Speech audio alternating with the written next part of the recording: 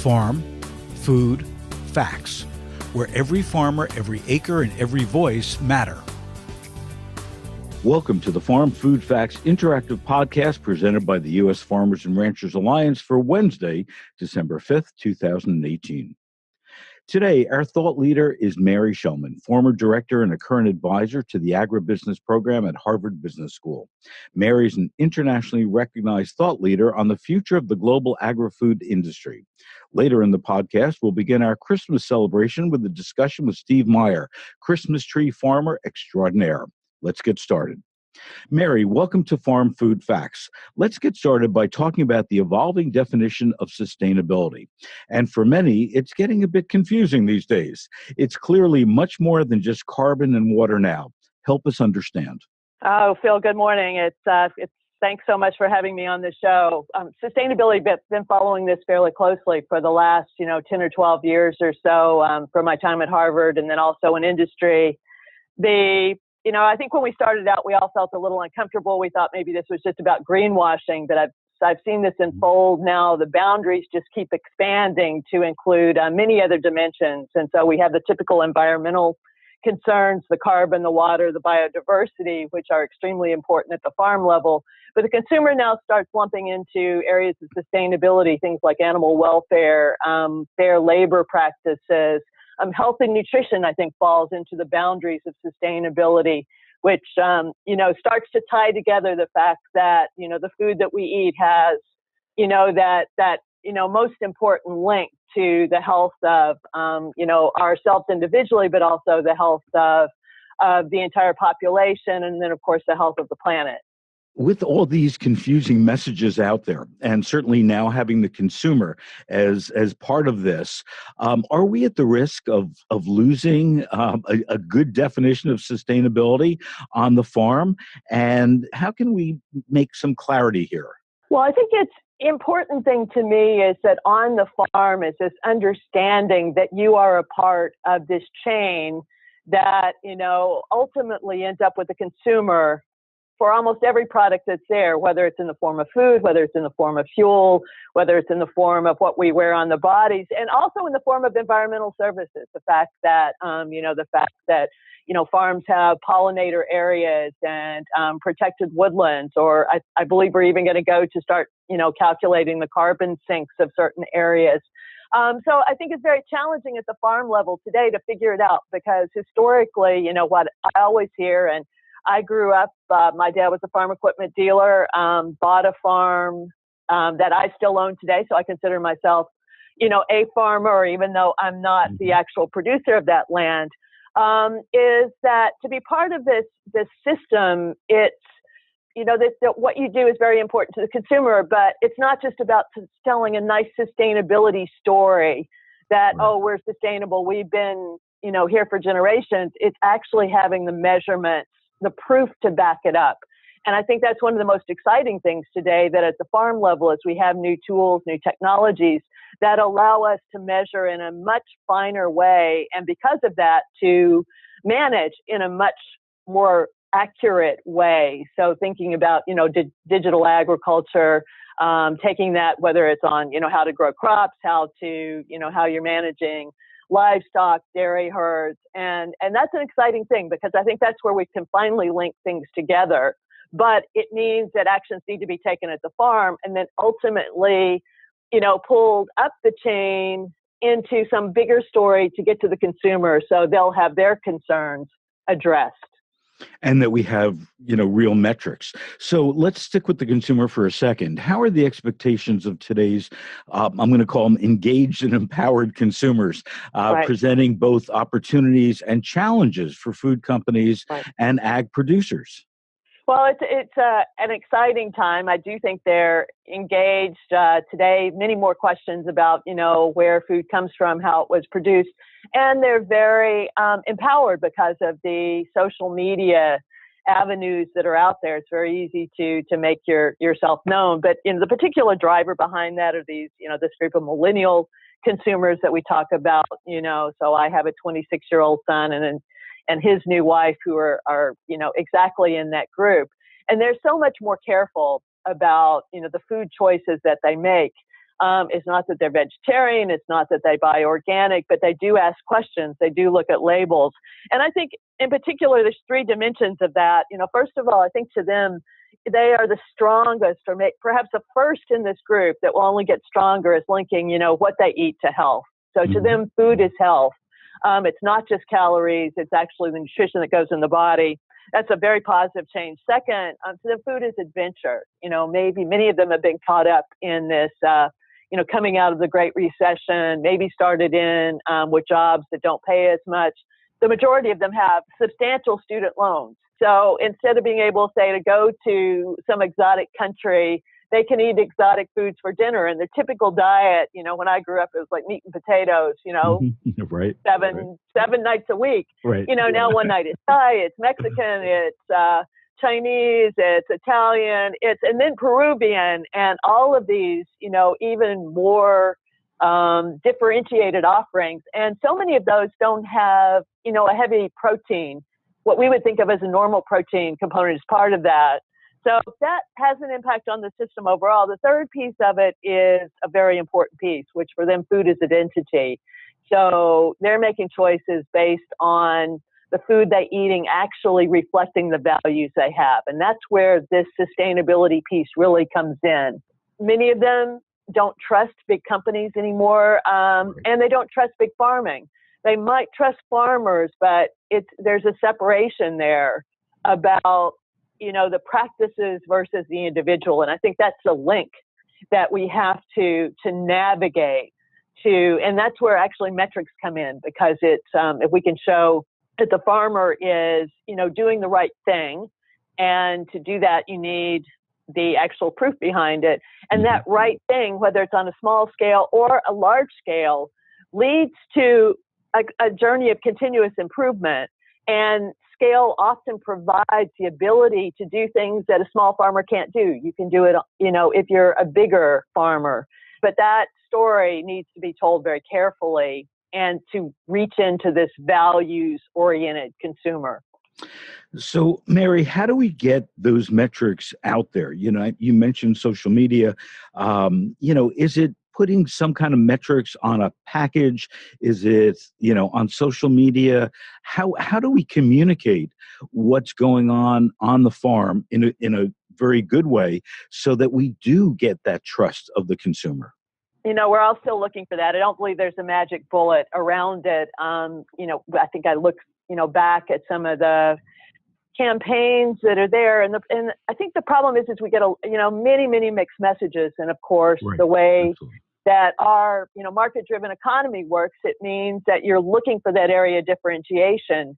So you think about the messages over the last few years that companies like Chipotle or Whole Foods have gone out with, that call out and say, look, you should be really concerned about what the traditional food system is producing, and here's why we have something better. And I don't at all dispute the market-driven piece of it, that differentiation. What I am concerned about is putting negative and many times unfactual identities on the other system. So like going head-to-head, but not because I'm better, but it's because you're bad. Right. So that leads to a lot of confusion. And I think that, the more, different pieces that get chunked out there, it just gives rise to more and more confusion at the consumer level. The one program that I've seen that's an encompassing program that has gone as far as anything else I've seen in the world to address this is something that's going on in Ireland. In 2012, Ireland introduced a national sustainability program for their agri-food sector. That's Origin Green, right? That is Origin Green. That is Origin Green. Yep. And that's what it was named. It built on Ireland's sustainability credentials. They were already seen as a green country. But they realized that to go to market with this and for it to be a competitive advantage. And this is Origin Green is a commercially driven program. It's not something that it's just kind of a nice thing to do. It's commercially driven. It's about getting higher value for the food they produce because they're a small country, and their costs are high. So it was all about differentiation. And the idea was, we'll build on our green credentials, but we need to provide that proof. And so that program actually starts at the farm level. They had already had quality assurance audits going on the beef, most of the beef farms in the country. They added various sustainability dimensions to that. They have they measure carbon, they measure biodiversity, they measure water. They ask for farmers to report on, animal health practices. There's actually a social piece of that as well. So now that at the farm level is expanded across from beef to dairy to pork to seafood. So it covers everything they're doing at the farm level, where farmers are reporting results. They're audited every 18 months. And then at the food processor level, they are making commitments there and signing up to become a member of the Origin Green program based on a plan that they built specially, as saying, this is relevant for me. So the big challenge about sustainability, because it has all these different dimensions, is how do you make it relevant? And to me, sustainability is not a checklist. It's not saying I've done these 12 things, therefore I'm sustainable. Sustainability is about a journey of continuous improvement. And so the food manufacturers sign up. Those plans are actually inspected by a third party on the outside to make sure they're tough enough. They make commitments every year. And if you fast forward today, now something like 90% of Ireland's food and drink exports are coming out from Origin Green verified suppliers. So it's been a huge uptake from 2012 to 2018. So let me ask you a question. If we've got this model in Ireland called Origin Green, right, why can't we, or should we, make, United States Origin Green? If we've got that model that works, that has over 90%, it's clear, it's empowering to consumers, to the farmers, to retailers, and so on. Can't we do that here? I would be a huge champion of that piece. It just means there's a lot of moving parts to bring together, because this is basically a public-private partnership. If you think about it, it's the fact that the government is actually helping to lead this program. There's an agency called Board BIA that's a state agency. It's funded with some monies directly from the government, but also other monies like our checkoff systems in beef and dairy go into Board BIA, and they're charged with marketing Irish food and drink around the world. So they have commercial aspirations. They administer this program. They also oversee the farm audits. But, you think about our complex system here. In Ireland, it's pretty simple because we've got about 5 million people, lots of farms because the farms are small, 18,000 dairy farms, 70,000 beef farms. So many, many farms that they have to touch. But kind of a smaller total universe. So one piece is trying to get that alignment, everybody to agree that this is the best thing to do. And then to be able to have that activation program to where the communication goes out there, the messaging gets back, to the farm, to the supply chain to adopt this. And what's happened at the overall general public level has been substantial, because the ability to celebrate the wins is much easier now because the wins are coming at the country level. Sometimes there's also challenges around that. It can start, you have outside groups that can start coming in and saying, look, Ireland, you're making this sustainability claim, but, your emissions from animals are actually going up instead of going down. That's because their dairy herds are increasing.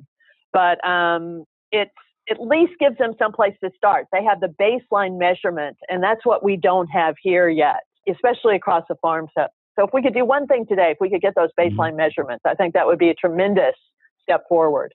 So, Mary, thanks so much for your insights. Happy holidays to you and yours, and thank you so much for joining us. Thank you, Phil. It was great to be here. What the latest climate report means for agriculture. The latest government report on climate change includes severe warnings for U.S. ag, as increasing warm temperatures and higher CO2 levels could bring about longer dry spells, less nutritious crops, and declining yields. Natural disasters are also expected to be more frequent and more severe. This report is the fourth annual climate risk assessment from the United States Global Change Research Program, and the report was written with the help of 13 government agencies and some 300 experts, including scientists at the USDA. What grocers need to know is that the effects of climate change are becoming significantly more detrimental to ag production and yields. And with this latest government warning regarding its severity, farmers and ranchers have an opportunity to really lead the sustainability movement and become part of the solution. In fact, dairy farmers are already taking the lead on implementing practices that will help reduce their environmental footprint. This is how dairy farmers can lead the way in environmental stewardship. The National Milk Producers Federation has launched the new Environmental Stewardship Continuous Improvement Reference Manual, which is an evolving resource of on farm management practices that are designed to reduce a farm's environmental footprint. The National Milk Producers Federation, along with the Innovation Center for U.S. Dairy and the World Wildlife Fund, also released an online tool, Farm ES, which will allow dairy farmers to measure their energy use and greenhouse gas emissions in order to identify even more opportunities for improvement on the farm. This manual will become an extremely useful tool that can provide resources and guidance to help farmers make these improvements in various areas of farm management, including feed, manure, energy, forage, and animal health. What grocers need to know is that every farm is unique, depending on its location and what is being produced. So there may not be a one-size-fits-all type of solution to lowering emissions. However, individual farmers can collaborate in order to determine multiple strategies and the best management practices that will adhere to the context for each individual farm. And this new manual is a comprehensive resource of farm management practices that can help each particular farmer reduce their environmental footprint in a significant way. And there are many different methods to be explored, such as this one. There are ways to grow more food with less pollution. The Environmental Defense Fund recently released its 2018 annual report, and it details how EDF has expanded conservation practices to millions of acres of farmland. The EDF has partnered with major food buyers, including Land O'Lakes, Smithfield Foods, and Walmart, as well as commodity organizations like the National Corn Growers Association. And the EDF claims it has improved fertilizer and soil management on more than 3.6 million acres of corn. In fact, their goal is to eventually have such practices in place on 45 million acres, which would be half of all U.S. cornfields. Their hope is to achieve this by the year 2022. EDF is a trusted name in the countryside, according to Iowa grain farmer Bill Kuzer, who with his son Tim helps other farmers adopt new techniques. EDF shows companies how farmers operate. Neither of us has all the answers, but EDF has persuaded us to move in directions I did not know were possible, he said. What grocers need to know is on the heels of the government's stark climate change warnings, farmers can observe new techniques like using fertilizer more efficiently as a means to minimize pollution and reduce greenhouse gases. And corn farmers aren't the only ones getting creative in terms of integrating sustainability practices. Two companies are joining forces to capture methane from hog manure lagoons. Smithfield Foods and Dominion Energy are launching a plan to capture methane emissions that contribute to climate change. The two companies will spend $125 million each over the next 10 years to cover hog lagoons in North Carolina, Virginia, and Utah in order to capture methane gas and convert that gas into energy. The aim is to cover 90% of the company's hog finishing spaces so that methane emissions are reduced and the overall environmental impact is lessened. In addition, Dominion, which has over 65,000 miles of pipelines, is also in discussions about how to capture methane from a food waste and wastewater treatment facility in Salt Lake City. What grocers need to know is as the ongoing climate issue becomes more and more apparent, farmers, ranchers, and the agriculture community as a whole are taking steps to try out new practices that could have a positive impact towards reducing greenhouse gases and protecting our environment.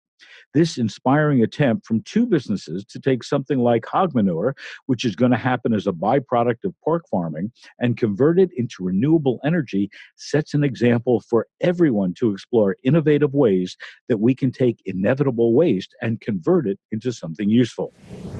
It's time to hear direct from the farmer. And we couldn't have a better farmer this time of year than Steve Meier. He and his wife, Teresa, and their family have been providing the greater Jackson, Missouri area with unique Christmas experiences, offering customers a choose and harvest or pre-cut tree. Their retail Christmas shop is filled with ornaments, decorations, locally made products, and some of the best baked goods ever. At the farm, they also sell fresh wreaths, roping, grave blankets, arrangements, swags, and more. Their Belgian horses have taken the spotlight as they're the most popular way to get to the Christmas tree fields. They've been growing family traditions since 1988 and pride themselves on making every Christmas season better for all. Steve, welcome to Farm Food Facts. Thank you, Phil. It's a pleasure to be here and be able to speak about something that's near and dear to my heart. Obviously, when you take a look at what you guys are doing, it's fabulous. So let's start off. What's the Christmas tree crop look like this year? Are we growing more? What's the quality of the trees? Give me the 101. At the moment, we have some young growers that are now interested in starting in the business. However, as I'm sure you're aware, to be in the Christmas tree industry, it takes 6 to 7 years from the time you plant your first tree till you can harvest that tree. So it's a long-term investment for lots of people. We do have a good selection of Christmas trees available to anyone that would like to have one this year, and the quality is excellent that I can see so far. So, Steve, what's the trend of Christmas trees? Are they larger? Are they smaller? I mean, what we've seen is a lot more people now living in apartments and so on. Are we going to see tiny Christmas trees? You will be seeing some that we call tabletop trees, Bill. You'll also be seeing some, depending on the part of the country that you're going to be living in.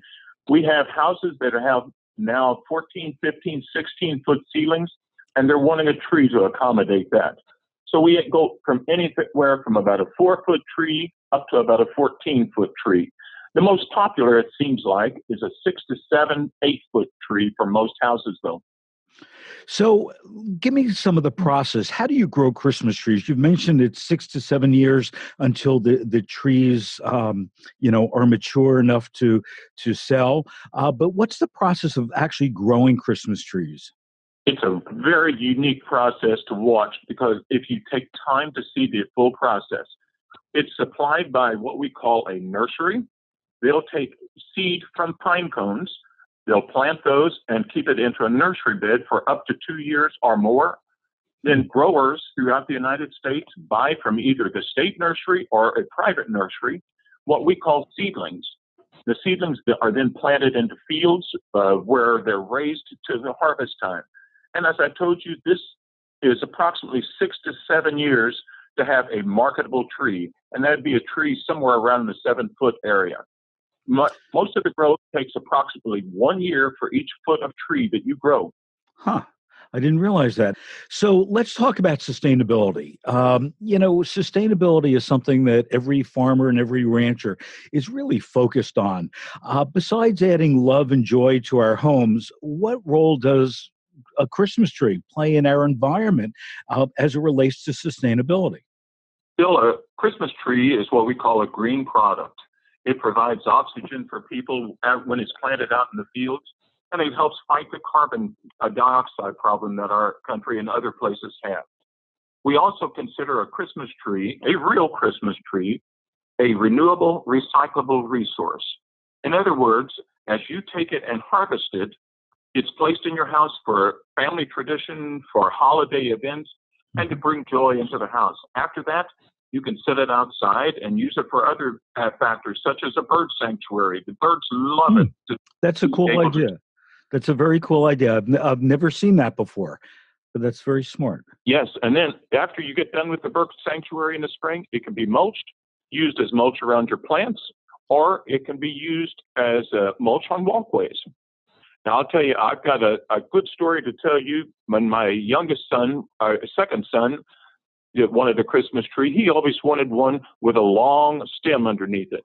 That way, he said, we could always have bigger presents if we have a long stem under our tree. Love it. Now, as you buy your Christmas tree, I think you realize you're supporting an American product and an agricultural product used by American farmers. How old was your second son when he came up with that? He was about 6 years old when he came up with that. He was the entrepreneur of the family. Well, Steve, thanks so much for joining us today. Really appreciate it, and have a happy holiday and a great Christmas. And I'm sure that everybody in Jackson are going to be heading to the farm and get on one of those Belgian horses and pick out their tree. So thanks so much for joining us. Thank you very much, Phil, and it's a pleasure being here. And thank you for joining us on Farm Food Facts. For more information on all things food and agriculture and to listen to our archives, please visit fooddialogues.com, look under the Programs and Media tab. And until next week.